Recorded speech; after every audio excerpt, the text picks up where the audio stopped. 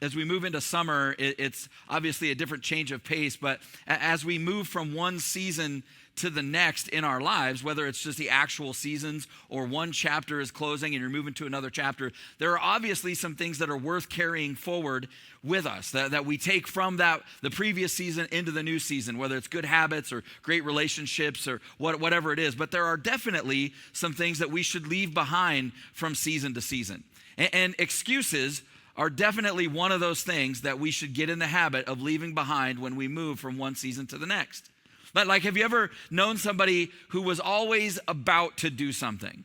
They never actually would do it. They were just always about to do it. I'm gonna go back to school.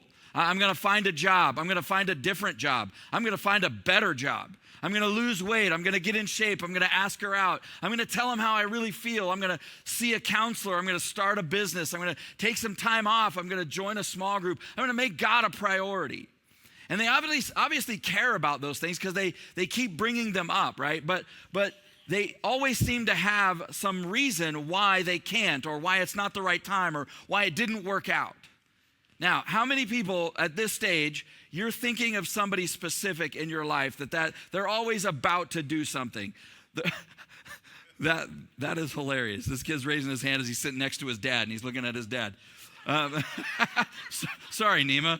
That's messed up, Kai, that you just did that to him, did him dirty. At least he did it today and not on Father's Day. So, But all of us really can think of somebody that's true of. We all are related to somebody, work with somebody, friends with somebody, grew up with somebody who they're always just about to do something. But here's the thing that I wonder as we start this series is anybody thinking about you? Is anybody thinking about me when they hear that description? Because the truth is, if we're just honest with each other and with ourselves, it's way easier to see other people's excuses for what they are than it is to see our own. So you have said this before, right? When somebody close to you does that, you say what? Stop making excuses. You're acting like that's a reason, but you're just fabricating something as an excuse to not do it, or to start doing it, or to stop doing it, or whatever. But when it's us, we go, well, you have excuses, but I have reasons. And there's a fine line between excuses and reasons, right? Like, one always dresses itself up as the other. In fact, on the surface, our excuses actually make sense, and they look like real obstacles. They look like reasons. On the surface, our excuses looks like we really don't have a choice to do or not do the thing that we're doing or not doing. The question is that true, right? Because whether you have excuses or reasons or whatever it is that you call them, here's what I know. They all tend to have one thing in common. A but.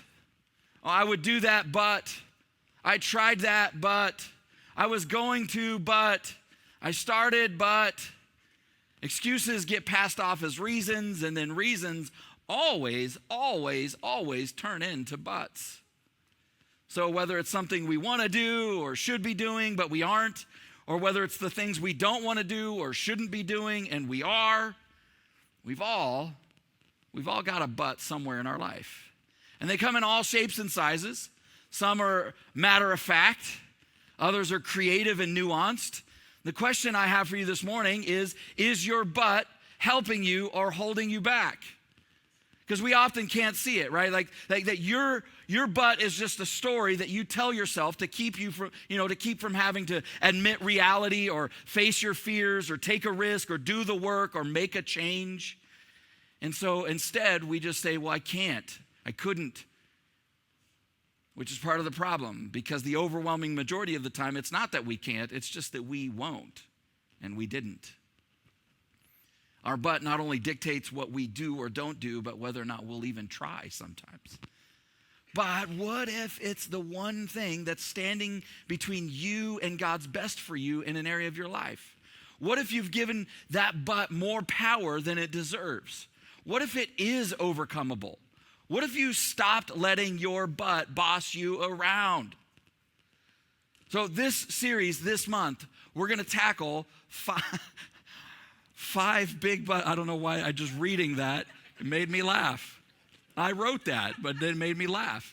We're going to tackle 5 big buts that are common for all of us this month. And maybe, just maybe, you will finally kick your butt and it would change your life. I don't know if you've ever noticed this, but how hard it can be to like take help with certain things or certain areas of your life. And sometimes it's the person that's trying to help you, right? Like the guy at work who's really arrogant and smug, or the one girl who's always got an attitude about, towards you or about you, talks about you. And so you have moments where you think, I would rather this entire project crash and burn and lose my job than take any help from you and have you get the credit. Or sometimes it's not the person. Sometimes it's the task, right? Like, have you ever done that thing where you're like, I'm going to carry all 78 bags of groceries into the house at one time, even if it kills me, and nobody's going to help me? Or guys, if you finally give in and admit that you need help lifting or moving something, what do you say? You say, it's not heavy, it's just awkward. Because we've never lifted anything heavy. We've just lifted awkward things. But other times we don't ask for help, not because of the person, not because of the task, but just because it's us. It's just because it's our hang up.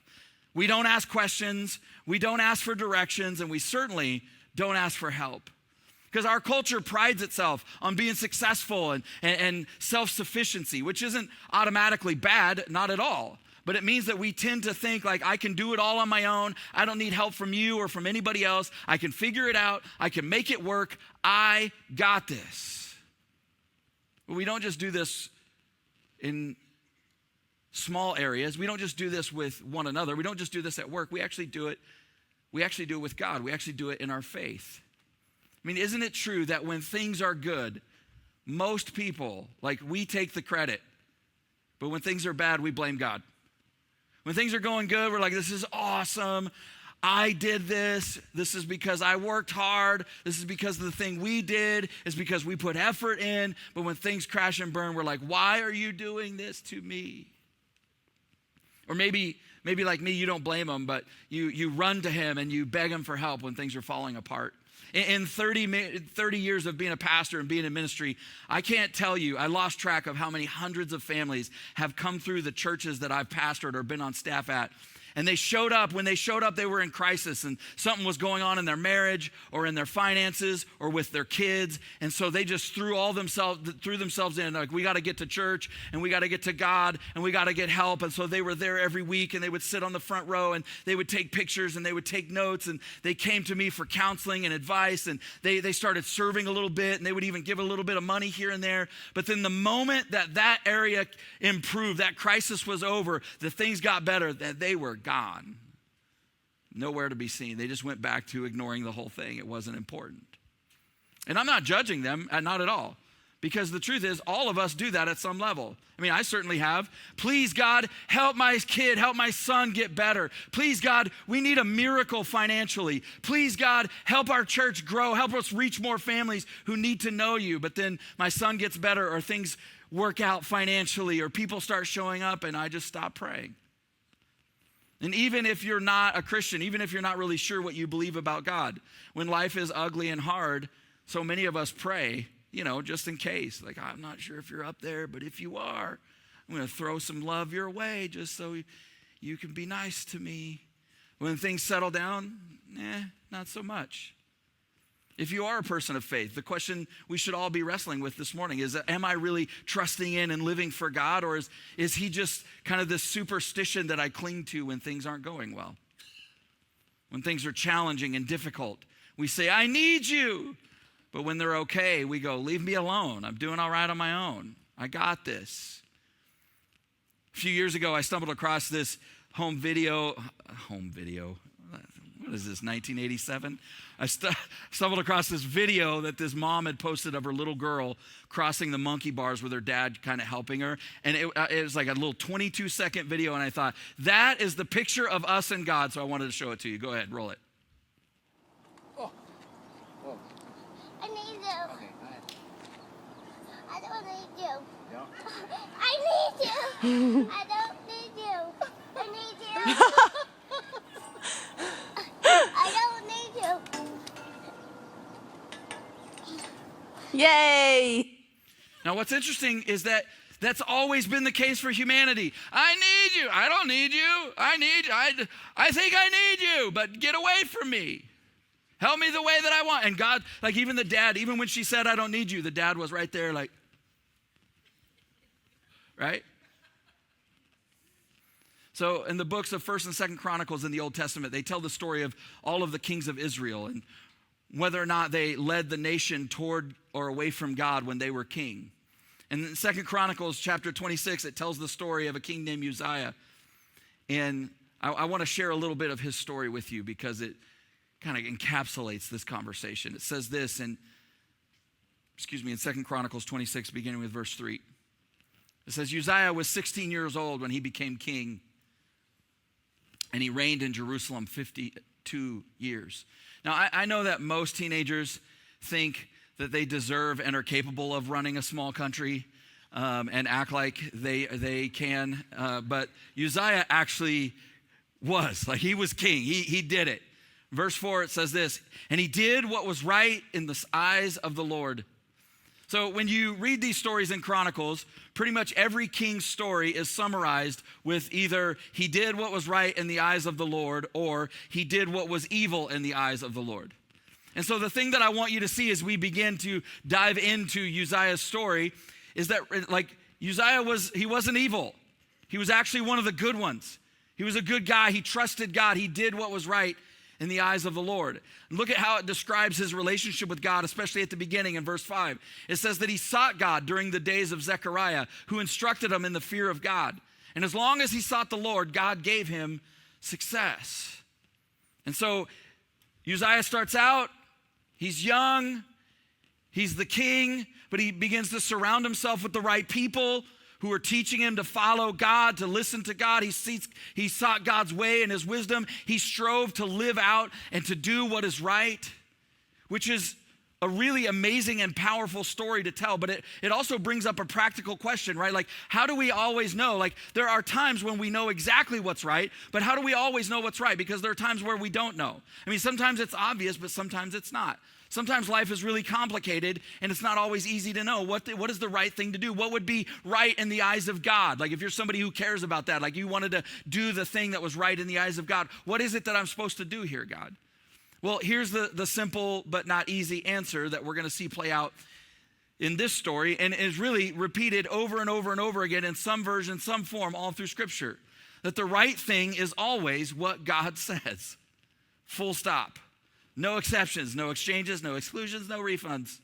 It's always what God says. It's not what we think. It's not what we feel. It's not what we want. It's what God says.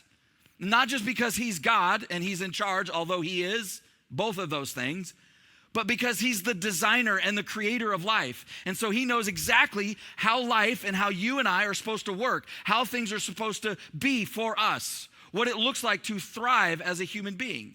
He knows what's good and not good for us. When our way is at odds with God, with his way, let's just be honest. That's uncomfortable. But the truth is his way is always right. When God tells us to do something, that's usually when the problem, like whenever we start having problems in our faith, it's usually around there. Because when God says to do something or not do something, or that this is true and not true, or this is good and that's evil, or this is acceptable and that's out of bounds, it almost always bumps into what we think is true, or what we want, or how we feel about things, or what we want to do in our life and how we want to live. And so we immediately start thinking of ways to try to get around what God says. So we create all these explanations and excuses for why it doesn't really apply to us. Why we can do what we think is right instead of what God says is right. He wants me to be happy, and that doesn't really, God, that was for a different time and different people, and it just doesn't really apply to me in my situation. And that's the way, honestly, it's always been. When you go all the way back to the beginning of our story with God in the book of Genesis, God creates Adam and Eve. He creates humanity. He places them in paradise, gives them everything they could ever want. He gives them no boundaries except for one. He says, see that tree over there? Don't eat from that tree. Don't even touch that tree or you will die. And almost immediately, they're like, let's stand around and stare at that tree. And so the conversation becomes almost right out of the gate. I mean, that's what he said, but is that really what he meant? That we're going to die, that we're not supposed to touch it? We're not going to die. I mean, look at it. It looks delicious. It looks nutritious. Why would God create something so amazing and then not let us enjoy it? That's not consistent with who God is. Doesn't he love us? Honestly, it would feel wrong not to enjoy all the goodness that God has created. That's what he wants. Why is he holding out on us? What is he hiding? Maybe he's just afraid that we're going to be more like him and we won't need him anymore. I mean, look at us. We're doing pretty good on our own here, man. I know he said don't do it, but I really think it's okay. What's amazing about Uzziah is that's not how his story starts. The chronicler tells us that he didn't seek his own way. He sought God's way. He didn't do what was right in his own eyes. He did what was right in the eyes of God. And as a result, God gave him success. God blessed him, not just in just tangible ways, but even in his faith and his relationship with God and the way that he led the country. But then his story takes a turn. This is what it says in 2 Chronicles 26:15. It says, his fame, speaking of King Uzziah, his fame spread far and wide, for he was greatly helped until he became powerful. At which point I go, wait. Wasn't it God that helped make him successful?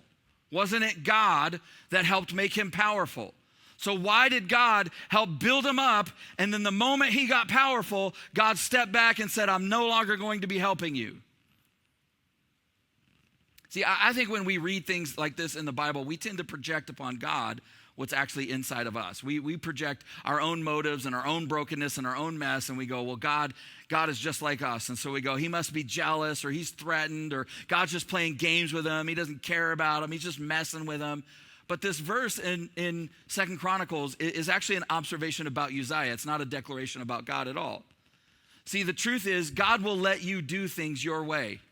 He will not force help on you when you claim or when you act like you don't need it. He will not force that on you. So in the last part of Romans chapter 1 in the New Testament, it describes this dynamic this way. In Romans 1, 22, 24, and 26, it says this. They, speaking of humanity, the author, Paul, he's writing, and he doesn't say we, but even though he means all of us. He says they, humanity, claim to be wise, but they're fools. So God let them go their own way, and they did what they wanted to do. God let them follow their own evil desires. When you read these verses, I think they're some of the most terrifying verses in Scripture. Because God will continually draw you to himself and invite you to himself and draw you toward life and light and love and healing and wholeness and what's good and right and true for you. But also, he won't keep you from going your own way. He won't keep you from doing your own thing. He won't keep you from pursuing your thing and doing it your way and doing what's right in your eyes. The problem is, without exception, when we go our own way, when we do that, there's always a predictable outcome, which is exactly what happened with Uzziah. Verse 16, 2 Chronicles 26. After Uzziah became powerful, his pride led to his downfall. And that's the way it always goes, right? We all know it's true. We actually say those words. Pride goes before the fall. It's so predictable, it's a cliche. And but I think when we start to look at it and we recite that proverb and we go, pride goes before the fall, I think there's part of the conversation that gets left out, and that's the part that I want you to see here. That a fall always comes after pride, but what is it that comes before it? See, I think one of the sobering lessons of Uzziah's life and story is this, is that success, it's possible for success to do more damage to your soul than any struggle ever would. It's possible that strength makes you more vulnerable to self-destruction than weakness. Because you get powerful, you have some success, and you start feeling pride, and then that pride always leads to a fall. We start thinking we can do things our way because, well, look at me. I got this way doing what I thought. I got this way following my gut. I got this way doing things my way. I'm the source of my success. So we push boundaries and we bend the truth and we fudge the rules and we go, but it's okay because we're the exception. But it tells us that for Uzziah, his success, his strength became his undoing. Verse 16, so he was unfaithful to the Lord his God. And then it tells us a story of something crazy that he did. It says that he entered the temple of the Lord to burn incense on the altar of incense. Azariah the priest, along with 80 other courageous priests. Why were they courageous? Because anytime you confront the king, that takes courage, because the king can just go off with their heads. 80 other courageous priests of the Lord followed him into the temple, and they confronted the king and said, "Leave the sanctuary, for you have been unfaithful, and you will not be honored by the Lord God." Verse 19, but Uzziah became angry. See, as the king, he can do whatever he wants, but God had specifically prohibited kings from entering the temple and offering a sacrifice. That was for the priest and the priest alone. And God spells out why. Uzziah knows that. Uzziah knows why, but he completely ignores all that. Because I'm powerful, I'm the king, I'm successful. My fame has spread far. Do you know who I am? I can go in the temple if I want. This is my temple. This is my country. So he goes into the temple and starts making a sacrifice and burning the incense, and the priests all come in and they confront him and try to warn him, but he just gets angry. And that's exactly what pride looks like, right? Like, I can do what I want. Who do you think you are to try to tell me what to do? Who do you think you are to try to control my life? Who do you think you are to try to stop me? By the way, you're not in a good place when 80 people who know you and care about you are questioning a decision in your life, right? And like, I don't know if I would do that. And when they're trying to speak truth to you, you not only ignore them, you get angry at them for even asking the question. One of the truths that I've come back to over and over and over again in my life, both as a father, as a pastor, as a leader, but just as a human being, is that people who can't be questioned almost always end up doing questionable things. That if you're somebody that you don't have people who can go, hey, that they can check you and go, what are you doing, man? Why are you doing that? That's not you. That's not cool. You can't act that way. You can't be that way. You can't go that way. And think about how much Uzziah's story has changed from where it started. That he did what was right in the eyes of the Lord, that he sought God, that he learned how to follow God, and he surrounded himself. He was listening to Zechariah, and he's taking all this in, and he's trying. Now he's just like, you know what? You guys don't know. I'm the king. At the beginning, he surrounded himself with the right people. He sought God's way and wisdom. He strove to do what was right, and now he's just isolated himself. He doesn't listen to anybody, and he completely ignores what God is saying to him and just does whatever he wants. Incredibly, God still shows him mercy. This is what that looks like in verse 19. While he was raging at the priest, that's just a great line. They're standing in the temple, because church is a perfect place to rage at people. While he's standing in the temple, he's like, God, we worship you. You, God. He's just like loses it. He's raging at the priest. While he's standing, raging at the priest in the Lord's temple, leprosy broke out on his forehead. When the chief priest and all the other priests looked at him, they saw that he had leprosy on his forehead, and so they hurried him out. Indeed, even he himself was eager to leave at that point because the Lord had afflicted him. Isn't it amazing how quickly we can go, we go from, I can do whatever I want, I ain't leaving, you can't tell me what to do. Oh, I got leprosy. Oh my gosh, let's get out of here. I think I'm done. Yeah, that's how we are, right? Most of us won't admit that what we want is destructive until we're given the opportunity to destroy ourselves with it. And people try to warn us. People try to tell us, don't go that way, don't go that way. And you're just like, nah, I got this. Maybe you're thinking, wait, I thought you said God showed him mercy. He struck him with leprosy on his forehead. That kind of seems like the opposite of mercy. But according to the law, what Uzziah had done, he was actually supposed to die for it. The leprosy was actually just God's mercy, God having lenience. The consequence was an act of grace. And that's what it is for us. that the consequences in our lives of doing things our own way, of messing up our own stuff, of destroying relationships and hurting other people and hurting ourselves, like the consequences are acts of grace, because most of us don't change until the pain of staying the same becomes unbearable, of going down that path. Uzziah didn't stop what he was doing when he realized he was wrong. He stopped what he was doing when he realized what it was costing him.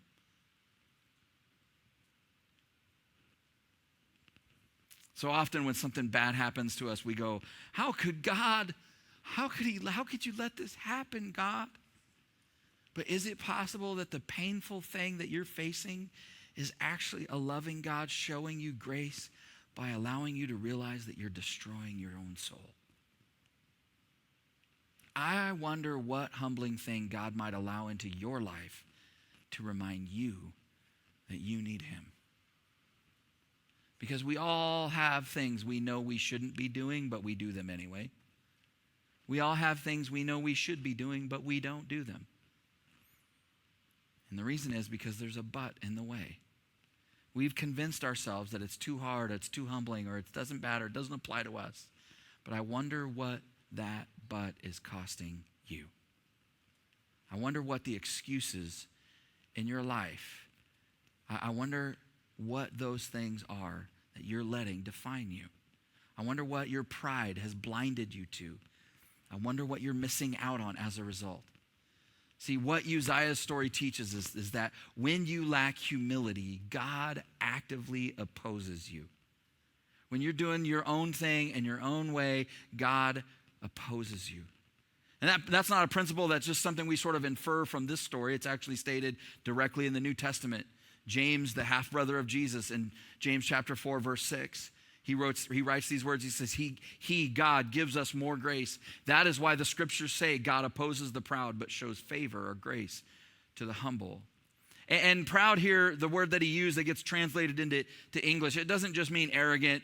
It doesn't mean just like you're trash talking, like in a basketball game, right? It's bigger than that. It means that you put yourself above.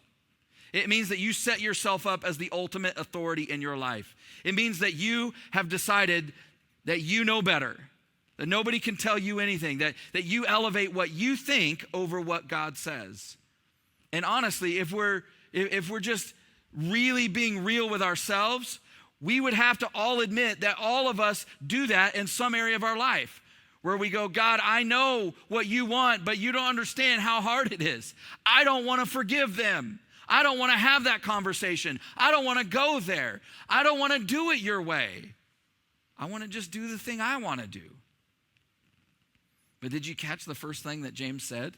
He said, God gives us more grace. That's why God opposes the proud, is basically what he said. It kind of makes the whole verse seem paradoxical. But I want you to know the incredible truth, the beautiful reality this morning is that God is so deeply for you that he is willing to be against you when you're going the wrong way. That's how much he loves you. That his opposition towards you isn't anger or judgment or punishment, it's grace. That he gives us more grace. And the instant that we humble ourselves, he gives us grace on top of the grace we already received. The same grace that confronts you and opposes you when you're proud is the same grace that comforts and embraces you when you're humble. And so when we choose to trust him and we choose to do things his way, even when they don't make sense to us, even when it's hard, even when we don't want to, God pours out his favor, his blessing, his goodness, his love, his grace in ways that we cannot possibly even imagine. And so the question for all of us this morning is, where has pride crept into your life? If it can happen to Uzziah, who started so great, it can happen to any of us. What did you used to seek God's heart and God's help with? But now you don't even think about it. You just do it your way. In what part of your life does it make you angry for somebody to question you? Where might God possibly be opposing you this morning? What damage has been done to your soul in the pursuit of success? Where has your strength made you vulnerable? So there's a a verse in the New Testament that says something that's completely counterintuitive to everything that comes naturally for us and seems normal and real. It's in 2 Corinthians 12, verse 10, where the Apostle Paul wrote these words, "When I am weak, then I am strong." And the question is, how could that possibly be true? It sounds like something weak people say to make themselves feel better. But he's going, strength is weakness, because when you're strong, your strength comes from you. But weakness is strength, because when you're weak, then your strength got to come from God. When I am weak, then I am strong.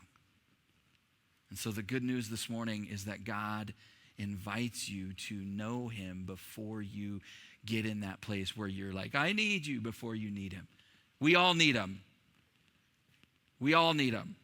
But you don't have to wait until your life is a mess, until you've destroyed something, until you've blown up something.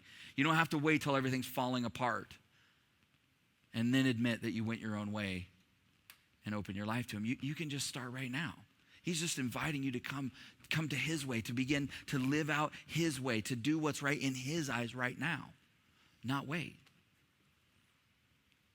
Maybe you're here this morning and like Uzziah, when you look at your own faith, like you've had periods where you were really strong. I mean, you started off and it was just guns blazing and you were on fire, just the whole thing. You were connected in community and your heart was in tune with God. And like you could listen, there were certain worship songs, you listen to them and man, they just make you cry. You could feel God's presence. But somewhere along the way, all that just sort of faded into the distance, into the background.